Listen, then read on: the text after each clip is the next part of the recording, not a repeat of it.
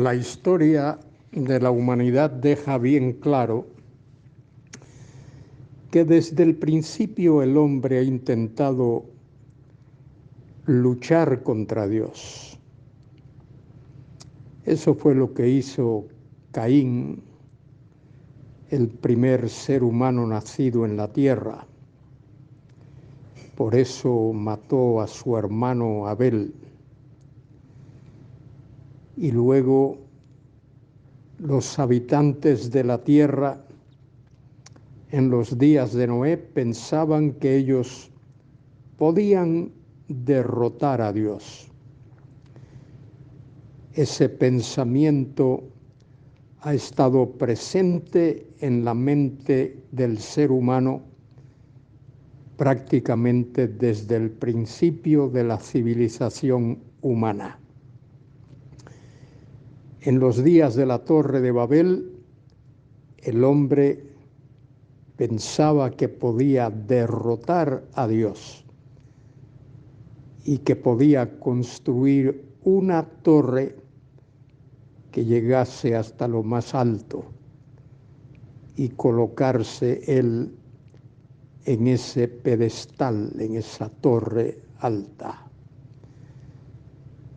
Lo cierto es que el hombre no puede luchar contra Dios. Aunque lo haga, siempre saldrá derrotado. Eso es lo que nos enseña la historia bíblica. El Dios soberano, el Dios todopoderoso, siempre será vencedor.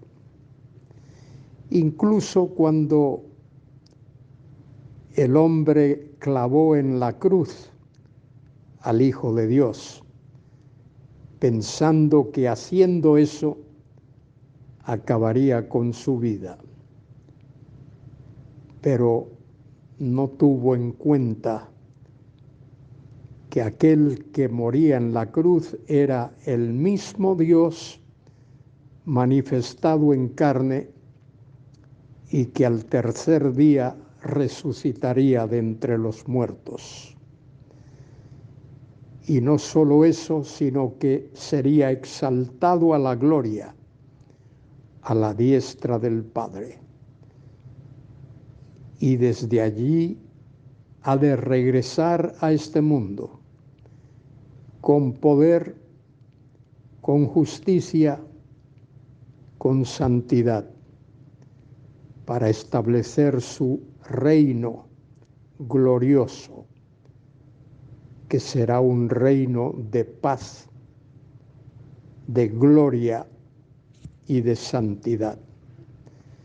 El hombre cree que puede derrotar a Dios, pero se equivoca rotundamente. Soy Luis Carballosa. Comento con vosotros Hechos capítulo 12, versículos del 1 al 5. En esos versículos vemos claramente cómo el hombre cree que puede derrotar a Dios. Dice este texto: y en aquel mismo tiempo. Añado la conjunción que falta en el texto que leemos, Reina Valera, porque esa conjunción está en el original. Y en aquel mismo tiempo el rey Herodes echó mano a algunos de la iglesia para maltratarles. El rey Herodes era un malvado. Procedía de una dinastía de reyes inicuos, malvados, perversos. Y dice el texto que el rey Herodes echó mano a algunos de la iglesia para maltratarles, en realidad para matarles, no solo para maltratarles, sino para acabar con sus vidas, tal como lo muestra el versículo 2, y mató a espada a Jacobo. Jacobo, el hermano de Juan, los dos hijos de Zebedeo. Y Jacobo fue uno de los primeros, si no el primero, de los apóstoles del Señor Jesucristo en sufrir martirio. Y mató a espada a Jacobo, hermano de Juan. Y viendo que esto había agradado a los judíos estaban felices, contentos, al ver que Jacobo había muerto, y viendo que esto había agradado a los judíos, procedió a prender también a Pedro, pensando que quizá uno por uno podía acabar con los apóstoles. Pero era diferente aquí ahora con Pedro. Eran entonces los días de los panes sin levadura, una de las 7 grandes fiestas judías.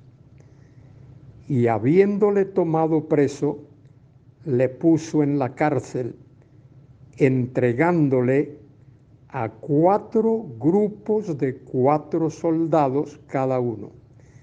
Observad el miedo que Herodes tenía hacia Pedro, porque dice que habiéndolo tomado preso, le puso en la cárcel, entregándole a 4 grupos de 4 soldados cada uno. Es decir, que cada 3 horas 4 soldados custodiaban a Pedro. Para que le custodiasen, dice claramente el versículo 4. Y se oponía y se proponía sacarle al pueblo después de la Pascua. Ese era el propósito, los planes de Herodes. Se proponía sacarle al pueblo después de la Pascua. Así que Pedro estaba custodiado en la cárcel, pero la iglesia hacía oración sin cesar a Dios por él. Este versículo 5 es un tremendo texto. Voy a leerlo de nuevo. Así que Pedro estaba custodiado en la cárcel, pero la iglesia hacía sin cesar oración a Dios por él. La oración de la iglesia es más poderosa que cualquier ejército, que cualquier grupo de soldados, que cualquier rey como el malvado Herodes. El poder de Dios está presente en medio de su pueblo. Querido hermano, querida hermana, querido escuchante, tú y yo debemos de alzar nuestros ojos al cielo y clamar y depender de ese Dios soberano, Dios todopoderoso, Dios de cielos y tierra, Dios que está por encima de cualquier autoridad o poder humano. Allí está Pedro en la cárcel, pero Dios está presente. Dios lo cuida, Dios lo protege. Fue la voluntad de Dios que Jacobo muriese, pero fue la voluntad de Dios que Pedro permaneciese vivo. Él es el Dios soberano, tu Dios y mi Dios, si conoces a Cristo como tu único Salvador.